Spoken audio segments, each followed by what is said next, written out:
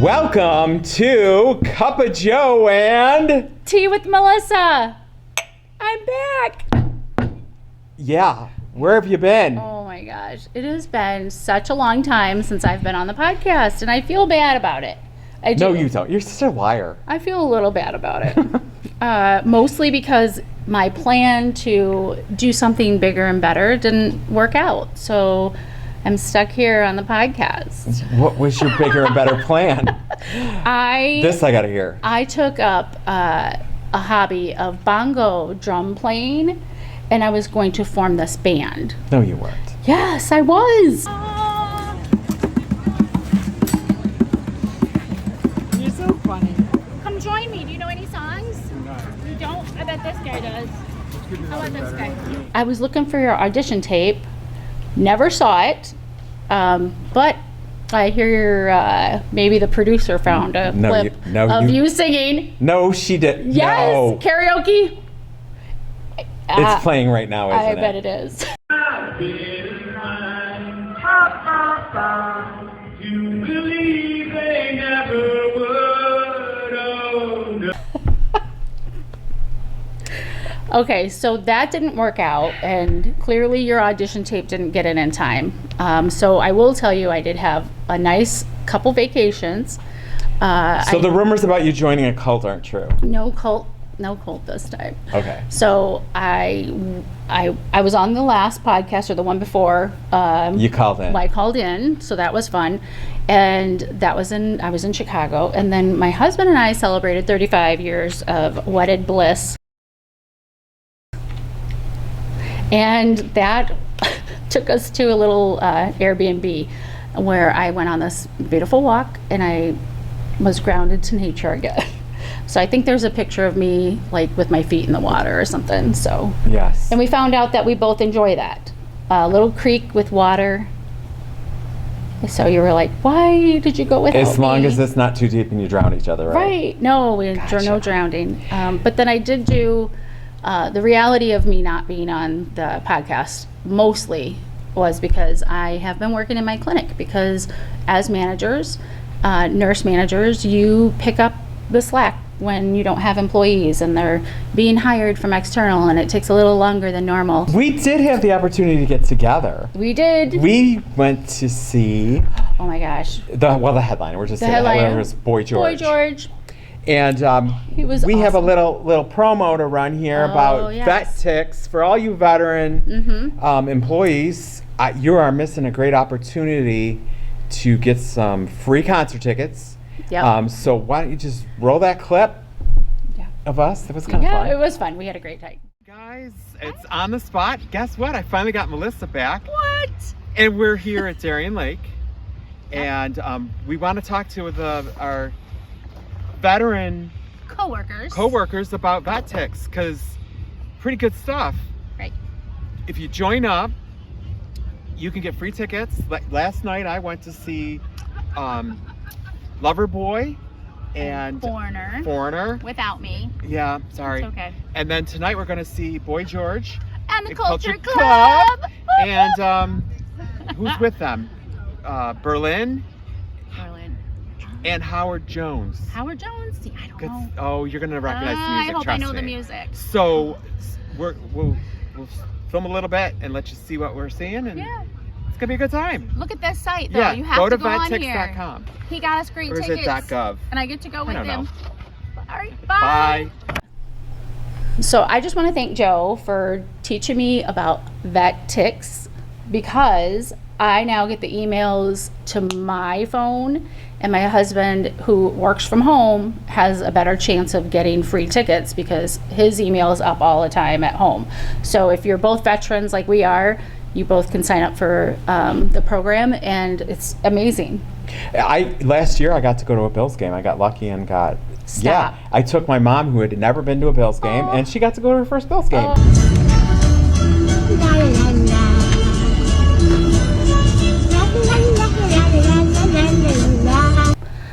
Next thing, I hear that you have been working on something while I was gone. Yeah, this is I think this is exciting news for everybody. We are going to do a game show and it's gonna start. It's gonna be a bracket. Yep. Teams of 3. So start thinking about who you wanna come on the show with. We don't have a name for the show yet, for the game show. You'll compete. We'll have like a trivia game. It's a trivia, yes. Okay, so you have to know, like, have smart friends. Well, it won't be, and it'll be related to the VA, and Current the closer we get events to the holidays, we'll have questions about Kwanzaa and Christmas and stuff like that. Holiday Festival movies. lights. Yeah. Oh yeah, holiday movies. are So always good. start thinking about who you want to team up with in groups of 3. We've already said if there's a department and there's 6 people that want to go, we'll take 2 groups of 3. We're going to start in October, mid-October, and then we'll work it down to the top 2 teams. Okay. And then we're going to do that in front of we're going to do it in Freedom Hall, in front of an audience. A live audience. And then the winner of that will get fabulous prizes. We don't know what that's going to be yet. And merchandise. And the winner of that will compete. The Pentad doesn't know this yet, but the Pentad is going to compete against Possibly? them. Right. No, they're competing. Oh, they are. Okay. For bragging Sorry, rights for the year. Pentad. And there'll be a trophy and... I heard that Mr. Schwartz is pretty quick with trivia knowledge. That's a possibility. I think you better find a team. You need somebody who's smart with military information, somebody who knows like history of military, and then current events. And you better know the podcast because you can guarantee that there's going to be there'll podcast be like one question on at least every show. Every round. Yeah, no, not every round. No, of course every round. Once every show. You might want to go back and look at those other podcasts. Yeah. So be current on the podcast, and we're really looking forward to that. I can't wait. It'll be fun. I think so. It'll be something to cut up all the... Yeah, in the fall when nothing else is going on but football and Bills fans. I mean... And it's going to be live. It'll be on Teams. We'll also record it. I don't know if I said this already. And then you'll be able to watch it. If you can't watch it when we're live, you'll be able to watch it later. And I'm sure it's going to be funny. Yeah. So think about a theme, too. We're going to get bonus points if the 3 members come. Yeah, there you go. In some sort of theme, we'll give you a like we'll if give you're you the bonus Three points. Stooges costumes or something like that, and then you end up winning because you're super smart, that'd be funny. Yeah, I like it. Hey. Okay. So, Melissa, did you hear the homeless program is homeless? What? Yeah, they're were kicked out of their building. Oh. They're renovating their building, but okay. they're scattered and they're in a trailer. That's horrible. So, are they in a van down by the river? I live in a van down by the river. they're not in a van down by the river. Oh, okay. Different show. Thank God. I know. So they're in a trailer, and we're gonna go interview them. Yes. Okay. Well, I think it's time for one of those old-fashioned road trip.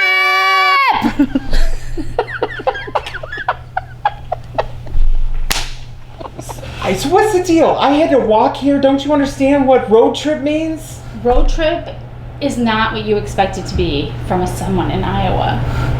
Okay, so I'm waiting in front of the hospital, and like, you wow. drive away. So I had to walk here. And Not I was like, fun. wow, he's sure him? taking a long time getting over to the homeless center. Yeah, and now you know why. Because he had to walk. It's a long walk. It is a long walk. And now he's all And some like, people on the street are a little scary.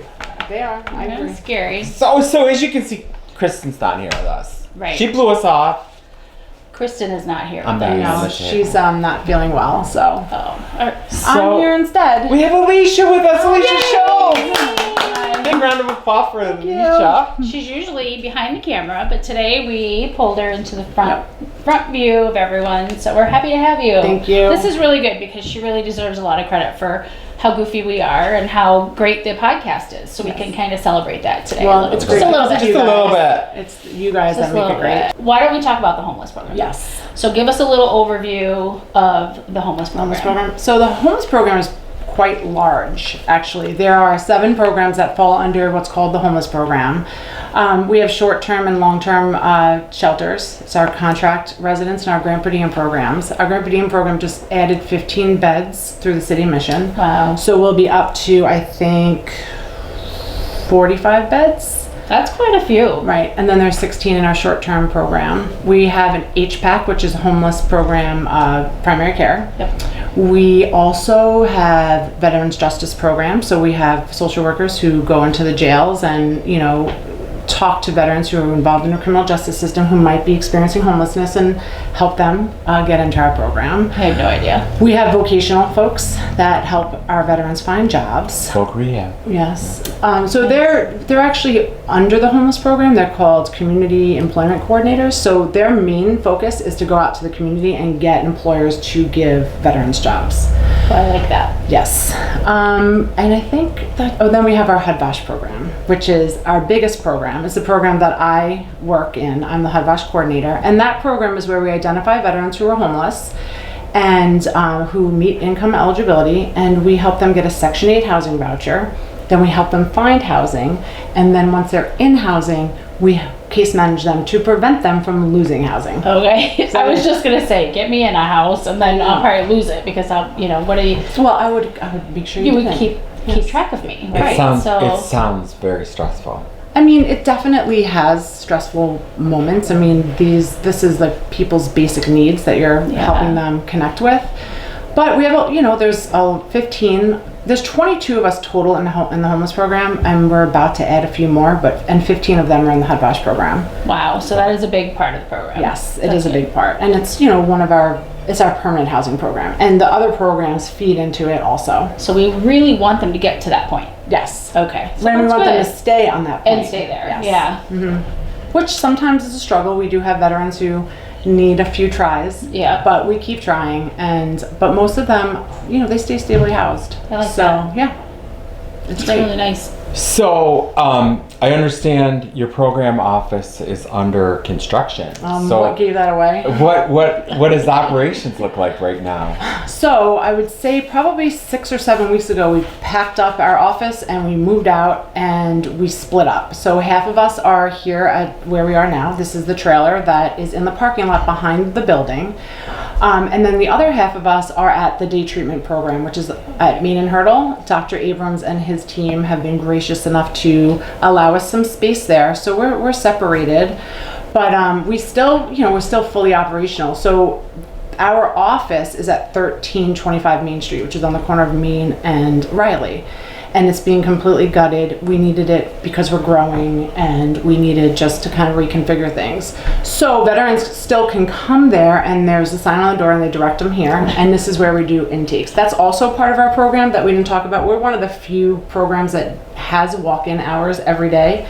So a veteran from 8:30 in the morning till 3 o'clock in the afternoon can come in, no appointment needed, and they get an intake. Except Fridays, it doesn't start till 10:30, and that's, again, temporary. Okay.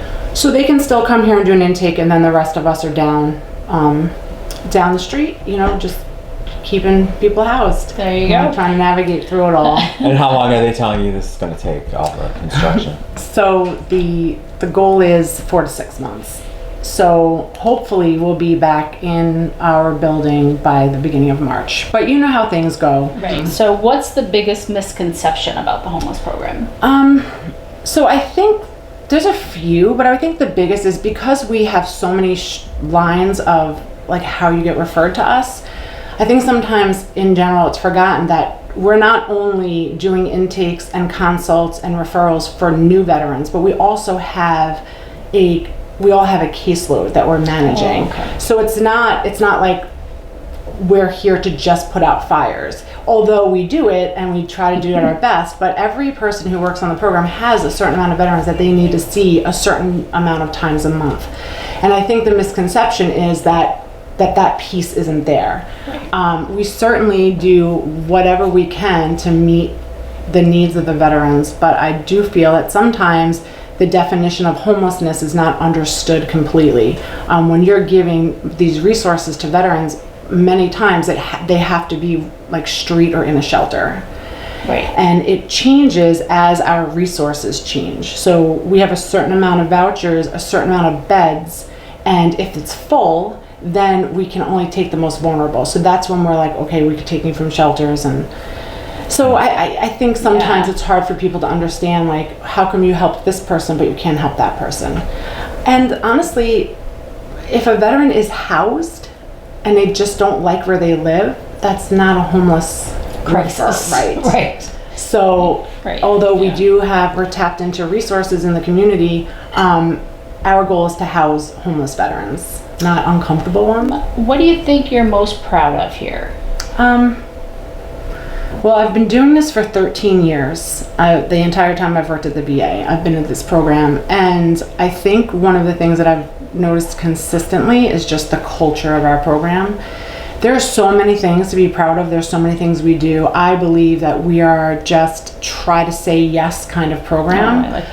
But as we have turnover and new staff come in, they just kind of like adopt that culture where we're just willing to do within reason. I mean, we don't have magic wands, but we do what we can, and I'm very proud of that. Like just brainstorming and trying to figure out a way to make things work instead of just saying, nope, that's not, we can't do that. Being flexible. Yeah, and you have to be. I mean, And a positive attitude. right. And no human being is cookie cutter, but especially like homeless veterans, they have so many other things going on, like lack of food, lack of transportation, just lack of resources. A lot don't even know how to pay a bill. So some veterans, you're really starting with scratch. So you have this, this acuity where some veterans need a lot of attention, and others you're just like, hey, did you pay your rent this month? Okay, good. Have a good month. And we try to move them on and graduate them. They get to keep the assistance, but they don't really need the case management anymore. Okay. So, and sometimes they show back up, but that's okay. I mean, people in general are homeless for a reason, and those reasons are not easily fixed by just giving them a place to live. Correct. You have to keep working at Yes. Well, thank you for joining us today at the podcast. Sorry, Kristen, Back to the couldn't be studio. here. Back to the studio. Let's go. Joe's walking. Joe's walking. See you in a minute, guys. So we're back. It was great visiting with Kristen Weiss. It was. 25 employees work in that department to make that I work. had no idea. I thought Alicia was the only one who worked there. It's incredible. And although they're displaced, Right. you still have the same phone numbers that you can reach out to them, that you can reach right here. Or there. Or there.